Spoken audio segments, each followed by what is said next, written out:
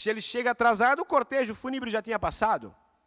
Deixa eu falar algo para você nessa manhã. Glória a Deus. Você acha que está demorando o teu milagre? Você acha que o teu sonho está demorando ainda? Jesus tem a hora certa de cumprir. Porque se ele cumprir na hora errada, o que vai acontecer? Imagine que ele faça o teu milagre, mas você não está pronto. Você vai estragar a bênção. Então, antes de mudar a tua história, Deus precisa mudar você. Antes de mudar a tua situação, Deus precisa te mudar. Se Deus não te mudar, o que adianta? Imagine que eu quero uma casa própria, um carro para viajar. Deus te abençoa, te dá o teu carro, aquele teu carro dos teus sonhos. Aí você esquece de Jesus, vai viajar. Nem vem mais para a igreja, te estragou. Tem muitas coisas, tem muitas curas, tem muitas coisas que Jesus não faz. Não é porque Ele não quer, porque se Ele fizer, Ele te estraga. Experimente dar algo para o teu filho que ele não está preparado. Teu filho tem 15 anos, dê uma moto para ele andar por aí. O que vai acontecer? Você vai se incomodar. Você vai estragar. Então tem muitas coisas que Deus precisa nos mudar para depois Ele fazer. Aí sim, não tem como você dirigir sem uma CNH. É importante primeiro você fazer a CNH para depois dirigir. E assim são as coisas do mundo espiritual. Às vezes você acha que está demorando, que não está acontecendo. É porque Deus quer mudar você primeiro, aleluia. Porque Ele sempre chega na hora certa. E Jesus chega e passa por onde ninguém passa, aleluia. Naim é citado apenas uma única vez na Bíblia, nesse capítulo. Você pode revisar a Bíblia inteira, não vai ter nenhuma outra passagem que fala sobre a aldeia de Naim. Aleluia, Deus está falando com pessoas agora, aleluia. Talvez na tua casa, ninguém é crente ainda. Talvez lá no teu lugar ninguém te conhece. Mas aquele lugar de onde você veio, a tua casa há de ser conhecida. Porque Jesus passou lá, aleluia. E quando Jesus passa em algum lugar, esse lugar não é mais o mesmo. Esse lugar não, ele é diferente porque Jesus passou ali, aleluia. Quando Jesus passa no lugar, essa casa é transformada. Quando Jesus passa no lugar, esse lugar não é mais o mesmo, aleluia. Quando Jesus entra na tua vida, você não é mais o mesmo. Glória a Deus. E Jesus, Ele passou naquela cidade com o propósito. Quando Jesus entrou na tua vida, Ele tem um propósito. O Deus que eu sirvo, o Deus que você serve, não perde viagem. Eu e você podemos ir até tentar ir no banco, pagar uma duplicata, o banco está fora do sistema, não acontece. Mas o meu Deus, o Deus que eu conheço, é um Deus que não perde viagem. Quando Ele entra na tua vida é porque Ele tem um propósito. E deixa eu falar algo para você. Você só está vivo porque Deus não terminou na tua vida o que Ele precisa fazer. Vou repetir, você só está aqui, nessa igreja, porque Deus tem um propósito contigo. Você só está vivo. A tua família só está de pé, porque ainda Deus tem plano com a tua família, aleluia. Se não fosse assim, você acha que o diabo já não tinha tirado a tua vida? O que o diabo mais quer era ter te matado quando você não servia a Deus e ter levado para o inferno. Agora o Deus que nós servimos, aquele que habita no esconderijo do Altíssimo, a sombra do Onipotente descansará. Deus, Ele tem plano com a tua vida. Então a primeira coisa que eu preciso aprender é que para que o meu sonho seja restaurado, é necessário ter um encontro com Jesus. Sem Jesus, qualquer sonho é fadado ao fracasso. O empresário pode prosperar até certo ponto, mas ele vai fracassar em alguma área da sua vida. E olha que a gente de vez em quando aconselha, fala com o empresário, está aqui o Hélio também que dá assessoria. A gente vai conversar com esses homens, às vezes eles só têm dinheiro. Eles são tão ricos que só têm dinheiro. Mas você olha para a família, não tem paz. Você olha para os filhos, eles não querem saber de nada. Eles não têm vida. Eles têm dinheiro e, na verdade, não usufruem do dinheiro. Agora, quando Jesus entra na vida de alguém, a bênção é completa, aleluia. A segunda coisa é para que o nosso sonho seja restaurado, não podemos enxergar como a multidão. A primeira multidão, ela estava com Jesus, diz ali, né?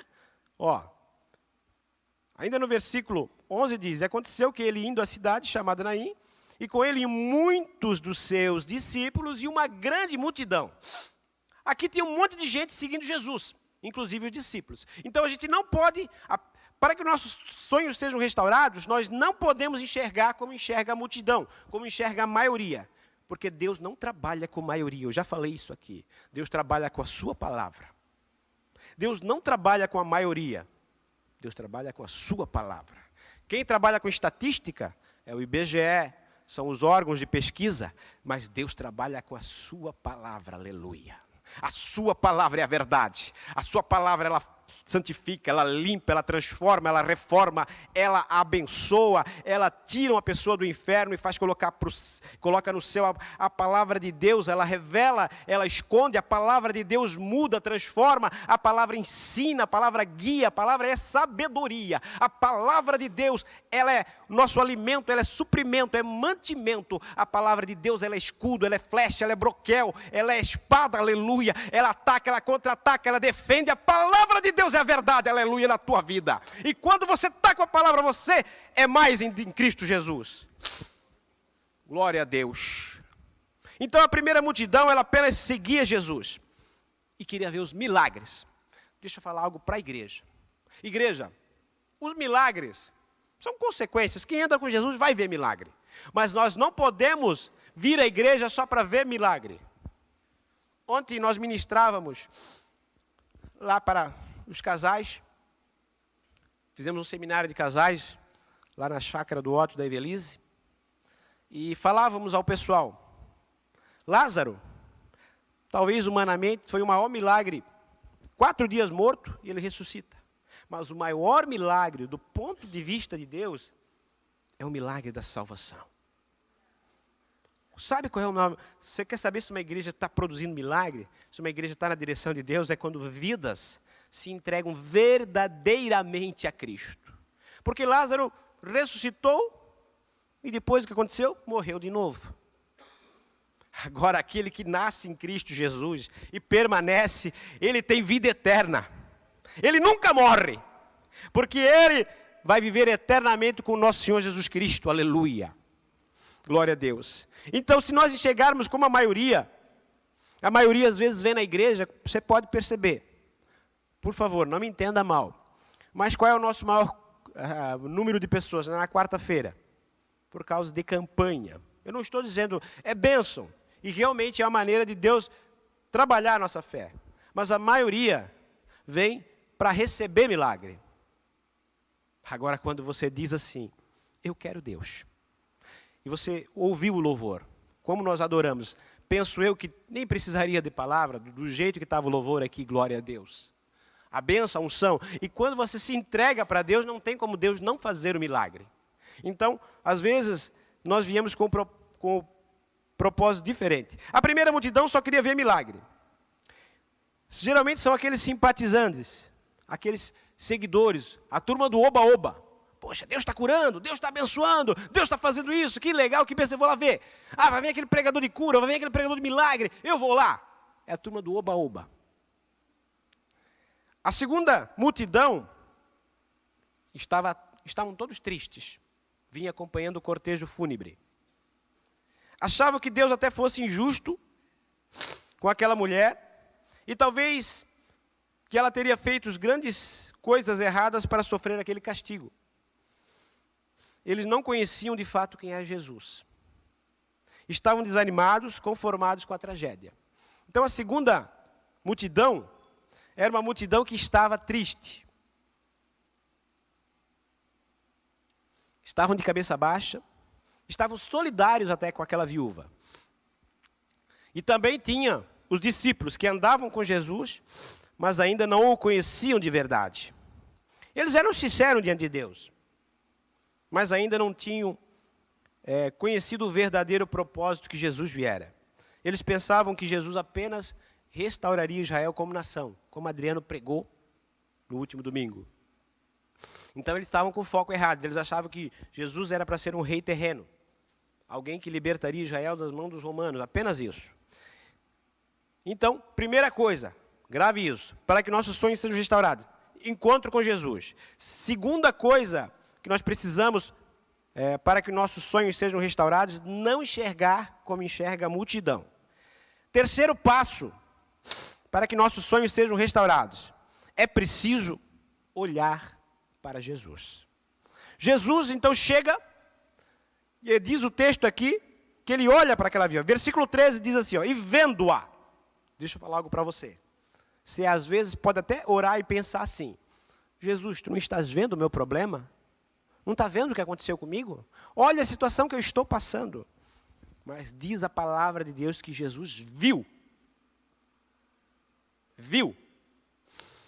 Então ele diz assim, ó, e vendo-a, o Senhor moveu-se de íntima compaixão.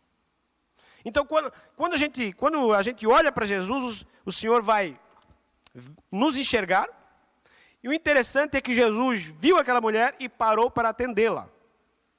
Da mesma forma, Ele está vendo o seu problema. Ele está vendo o seu problema. Você pode pensar que até crer num Jesus insensível, num Jesus que não está vendo. Mas o Deus que eu conheço, o teu Deus, é o Deus que vê o teu problema, se move de íntima compaixão, e Ele está aqui pronto para resolver o teu problema. E Jesus, então, Ele moveu-se de íntima compaixão. Ele também foi humano. Ele sabe o que é dor, melhor do que eu e que você. Aliás, se você perceber, vai ver que Jesus também chorou. Em João 11:35, ele chorou por Lázaro. Chegou o momento que ele viu Jerusalém, ele começou a chorar e disse, Jerusalém, Jerusalém, que matas os profetas. Ele chorou por Jerusalém e ele se move. Ele não está insensível ao meu e ao teu problema. Agora, e quando ele olha para você, se comove, ele tem sempre uma palavra de consolo. E agora pense comigo, aquela mulher, ela tinha todos os motivos para chorar. Ela estava sepultando o seu único filho. Era a última esperança. E de repente chega um profeta. Imagine um cortejo fúnebre passando aqui. Aí chega um de nós aqui, ou o pastor Gilmar, ou qualquer um dos pastores, e diz assim, ó, não chores. O que essa pessoa ia dizer? Por que não tem que chorar? É meu filho, porque não és tu? Tu não sabes o que eu estou sentindo. Talvez essa pessoa poderia dizer para mim, ou para você, ou para qualquer pessoa que dissesse, não chores. E Jesus chega e diz, não chores. Mas por que Jesus disse não chores? Por quê? Porque ela viu agora, o momento presente. Jesus via daqui a alguns minutos. Não só daqui a alguns minutos, ele vê o futuro. Então ele sabia exatamente o que seria feito. Ela viu o defunto. Jesus via um milagre. Ela via o fim dos seus sonhos. Jesus via a restauração dos sonhos. Ela via o fim da sua vida. Jesus via o manifestar da glória de Deus na sua vida, aleluia. Talvez você está vendo o teu problema. Deus está vendo a solução desse problema, e esse problema será a glória dele sobre a sua vida, aleluia. Então, ele disse, não chores. E ele sempre tem uma palavra de consolo. E agora pense comigo, não era razoável essa mulher chorar? Claro que sim. Afinal, os seus sonhos tinham acabado ali. Deixa eu falar algo para você, em nome de Jesus. O problema não é chorar. Jesus também chorou. Se você vê, os patriarcas da Bíblia choraram quando sepultaram seus filhos, seus parentes, seus entes queridos. O problema não é chorar. Agora o problema é persistir o choro. Porque a fé, ela não é movida por choro. A fé é movida por crer, por acreditar. E como vem a fé? Ouvir e ouvir a palavra. Se você está chorando, você não vai ouvir a palavra do mestre. Quando você chora, você só está ouvindo o seu choro. Você só está vendo o seu problema. Agora, quando você para de chorar, você ouve a palavra do mestre. E diz na Bíblia que a fé vem pelo ouvir e ouvir a palavra. E quando você ouve a palavra, aleluia, a palavra entra dentro de você. E quando a palavra entra dentro de você, ela produz uma fé. E quando produz uma fé, o teu milagre acontece, aleluia. Então por isso que ele disse, não chores. E quando ela parou de chorar, Jesus pôde falar. E quando Jesus pôde falar, um milagre aconteceu. Deixa eu falar algo, talvez tem gente chorando há muito tempo pelo teu problema. Enquanto você chorar, você não vai ouvir a voz de Deus. Enquanto você chorar, você vai só ver o seu problema. Enquanto você chorar, você vai lamentar e você vai dizer que Deus é injusto. Enquanto você chorar, você vai ser visto como um coitado. Henry Ford disse uma coisa, nem sei se ele era cristão ou não, mas uma verdade. Se você acredita que pode ou que não pode, de qualquer maneira você está certo. Ele disse isso. Se você acha que pode, você está certo. Se você acha que não pode, também está certo.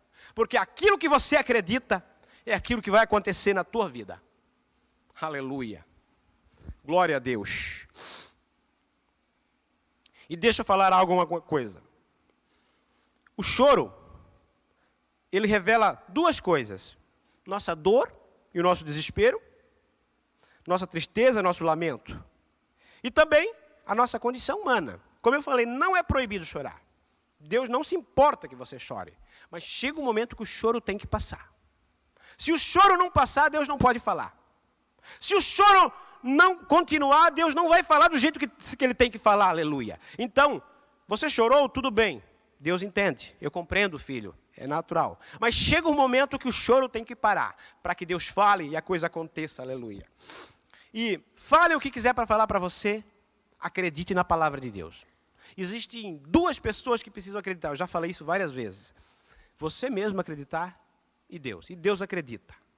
Existe uma cena muito forte do filme chamado A Procura da Felicidade, onde Will Smith fala para o seu filho o seguinte, o filho dele pega a bola de basquete e começa a arremessar. Olha, pai, eu vou ser um grande jogador da NBA. Olha, pai, como eu sou bom. E ele começa a acertar a cesta. Aí o Will Smith olha para o filho dele e diz assim, não, você vai ser no máximo um jogador medíocre como eu fui. Você não vai muito longe. Isso aí é só empolgação. E ele começa a dizer mais ou menos as palavras assim. E ele começa a matar o sonho do filho dele. E o menino pega a bola de basquete, fica triste, baixa a cabeça, coloca dentro da bolsa e para de jogar basquete. E ele percebe que o seu filho está triste, ele diz uma coisa interessante. Ele disse, olha, não deixe ninguém dizer o contrário. Não deixe ninguém matar os seus sonhos. Mesmo que essa pessoa seja eu. Não se mova por palavra dos outros. Todo mundo vai querer matar o teu sonho. Ah, isso aí não é para ti. Isso aí, muitas pessoas já tentaram e não deu certo. Isso aí, não. Isso aí não acontece todo dia. Isso é empolgação. E quando ele disse, mesmo que essas palavras sejam eu, o que eu quero dizer para você, muitas vezes as pessoas que matam os sonhos são as palavras mais queridas nossas, porque elas não acreditam na gente. Elas não acreditam em você. Mas o Deus dessa manhã, o Deus da Igreja Calvário, o Deus que morreu por mim e por você, Ele acredita. E você, acredita no seu sonho? Glória a Deus. Glória a Deus. E a última coisa, então a primeira, para que nossos sonhos sejam restaurados, é o encontro com Jesus. A segunda, não enxergar como enxerga a multidão. O terceiro passo é olhar para Jesus. E o último passo para que nossos sonhos sejam restaurados é necessário crer contra as evidências. Pela lei, um profeta não podia tocar num morto. E Jesus ali diz que toca no esquife, que é no caixão. Já me perguntaram se Jesus era músico, pensando que o esquife era um instrumento musical. Era o caixão, né? Ele toca no esquife. Né? Então, quando ele toca no esquife, ele desafia, ele quebra protocolo. Deixa eu falar algo para você. O Deus que eu sirvo, o teu Deus, é um Deus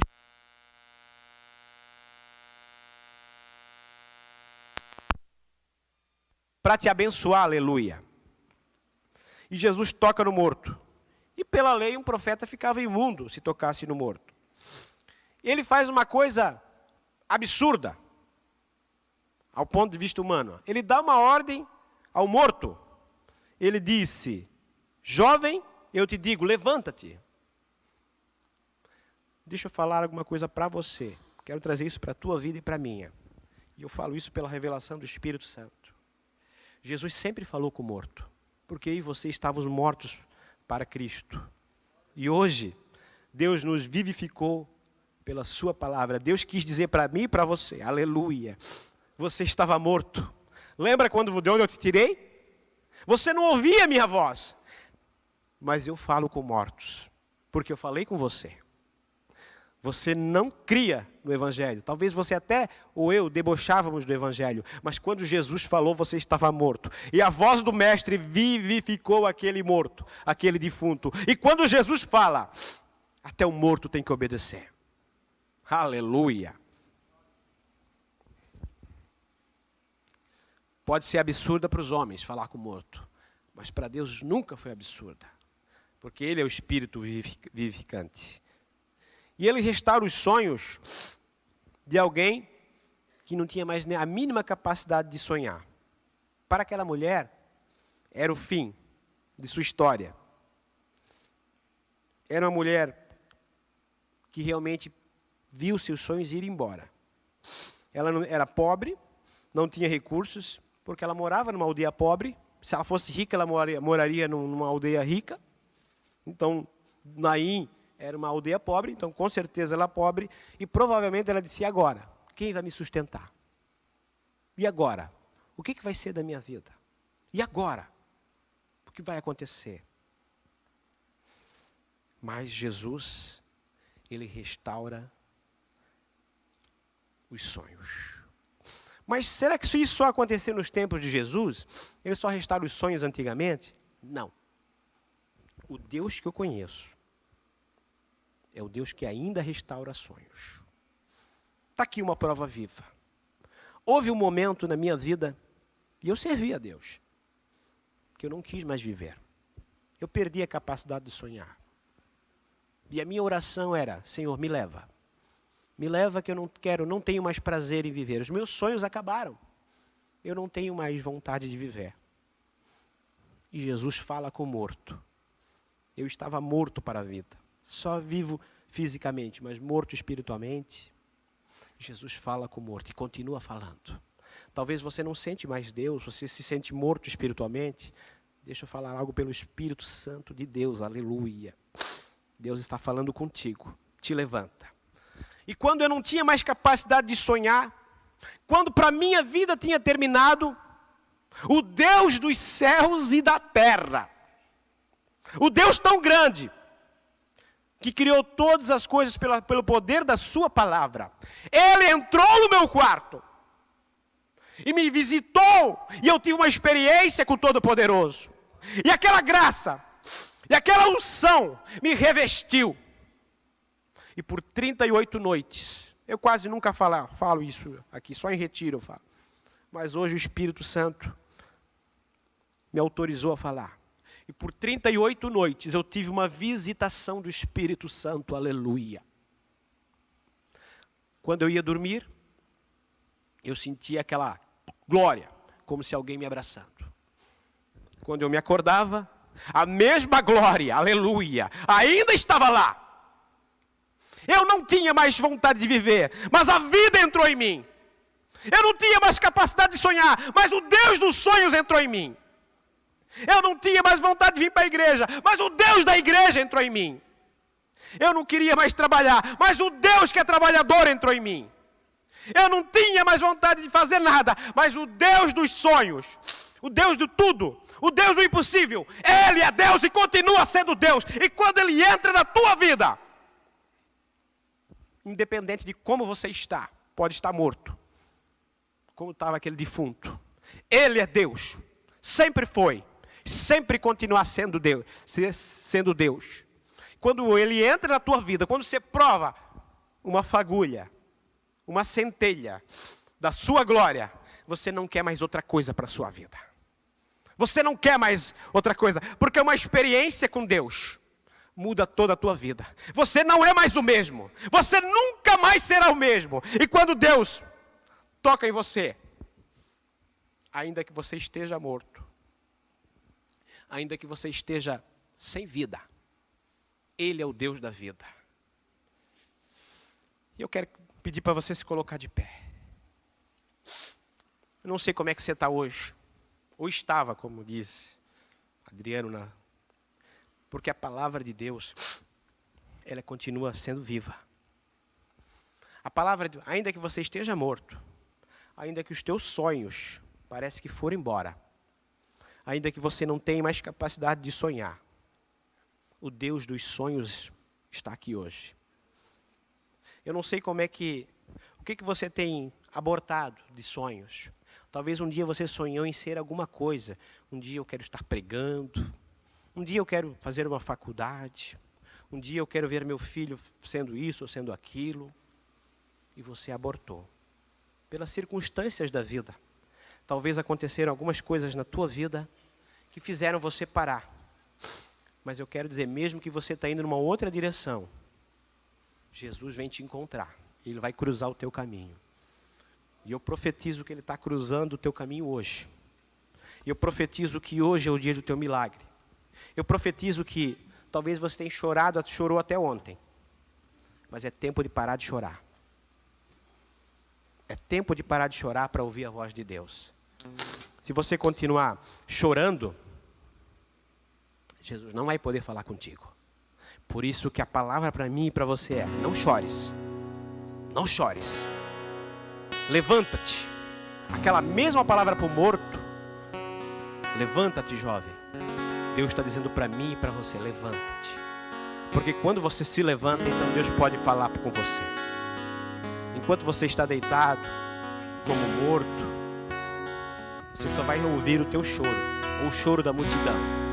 Agora, quando você se levanta, olha para Jesus, então Deus fala com você. Você não precisa vir aqui, mas eu quero estar orando por você. Eu creio no que prego. Eu creio que essa palavra foi uma palavra vinda dos céus. Eu creio que hoje Deus está restaurando os teus sonhos. Então eu quero estar orando por você. Papai querido, eu não sei como é que estão os meus irmãos, Pai. Eu não sei como eles chegaram aqui, Pai. Mas uma coisa eu sei. Espírito Santo querido, eu sei que Tu mandaste eu falar essa palavra. E quando Tu envias uma palavra, quando Tu revela, Pai, o oculto, o escondido, Tu és o Deus que sonda os corações. Tu és o Deus que talvez sabe que tem pessoas aqui que parecem até que estão bem, quando a gente olha para elas, mas por dentro estão mortas. Há quanto tempo talvez não sente mais a presença de Deus? Há quanto tempo não sente mais o toque de Deus? Quando elas começaram, elas tinham sonhos como aquela viúva que se casou. Certamente ela tinha um sonho de construir uma família numerosa. Ela tinha sonho de ser muito feliz com aquele marido. Mas às vezes, no meio do caminho vem uma tragédia. No meio do caminho às vezes vem uma fatalidade. Às vezes a morte chega. Às vezes o câncer chega. Às vezes chega a falência. Às vezes chegam decepções, tristezas. Às vezes chegam situações desesperadoras. Às vezes vem o divórcio. Às vezes vem tantas coisas que nós não planejamos. Às vezes, na hora mais incerta, na hora que tudo parece estar perdido, é que Tu operas. E eu creio, Senhor, que é a hora certa de Tu operar nessas vidas, Pai. Tu conhece cada coração, Pai. Eu quero estar sensível à Tua direção. Eu quero estar sensível à Tua voz, Espírito Santo. Permite-me orar aquilo que lhe convém. Permite-me ministrar aquilo que precisa ser ministrado. Pai, em nome de Jesus, Pai, essa vida.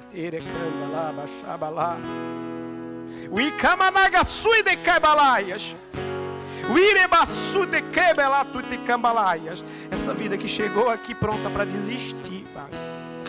Tu dizes para ela: não é tempo ainda. Espera mais um pouco. Espera mais um pouco para ver o que eu vou fazer na tua vida. Essa vida que chegou aqui, Pai, e disse: será que essa igreja que eu vou ficar? Parece que eu não sinto mais Deus nessa igreja. Será que eu preciso ir para outra? O Deus que responde oração, o Deus que ouve em silêncio a tua voz, Ele te diz: essa é a tua igreja, essa é a tua casa. Remandacasto e de quebelabaxê. O Deus que te conhece tão bem, o Deus que você nem vinha no culto da manhã, Ele te trouxe aqui para falar, para ter um particular contigo, e disse que os teus sonhos ainda estão de pé. Apenas coloque na minha presença, peça a minha orientação, peça a minha direção. Não faça sozinho, mas faça comigo. Porque o Deus dos sonhos está nesse lugar. Aleluia. Papai, eu coloco cada um na tua presença. Eu não sei como eles estão ou como eles estavam. Eu sei que agora, Senhor, Tu és o Deus que restaurasse sonhos.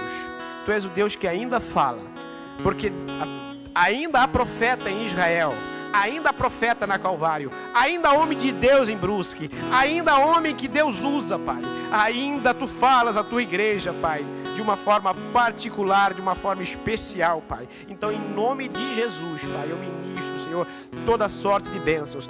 Eu creio, Pai, que essa semana muitos vão ver, Senhor, o agir de Deus nas suas vidas, se colocarem, Senhor, essa palavra em prática, Pai. Eu peço, Senhor, que essa palavra não fuja do seu entendimento, que essa palavra seja lembrada, tanto essa quanto a dos cultos anteriores, Pai, porque a palavra é viva e eficaz, é mais penetrante que uma espada de duas gumas, divide a alma e o espírito e as juntas e medulas. Em nome de Jesus te agradeço, amém.